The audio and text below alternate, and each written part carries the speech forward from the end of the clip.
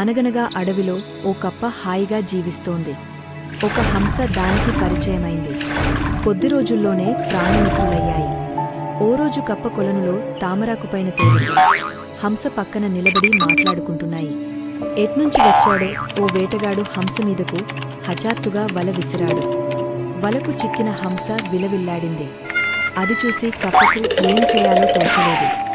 వేటగాడా, దయచేసి తనను విడిచిపెట్టు అని ప్రాధేయపడింది. దీన్ని అమ్మితే బోలెడు డబ్బొస్తుంది, విడిచిపెట్టను అన్నాడు.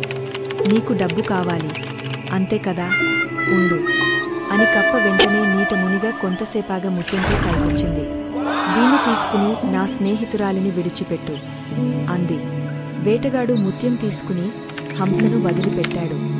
ఇంటికెళ్ళాక అతను చెప్పినదంతా విన్న భార్య, ఆ కప్ప దగ్గర ఇంకొన్ని ముత్యాలు ఉండి ఉంటాయి, వెళ్ళి అవన్నీ తెచ్చేయ్ అని చెప్పింది.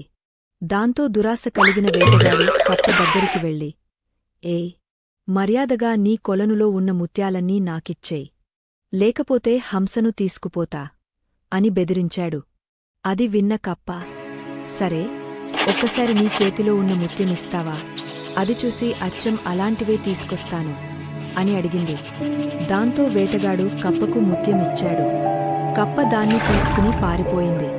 పోతూ నా స్నేహితురాలు ఎప్పుడో దాక్కుంది, నీకు మేం దొరకం, అత్యాశతో ఉన్నది కూడా పోగొట్టుకున్నాం, అనుభవించు అని అరిచింది. అది విన్న వేటగాడు, అయ్యో ఎంత పని చేశాను అని బాధపడ్డాడు. ఓకే ఫ్రెండ్స్, మా ఛానల్ని లైక్ చేసి, షేర్ చేసి సబ్స్క్రైబ్ చేసుకోండి.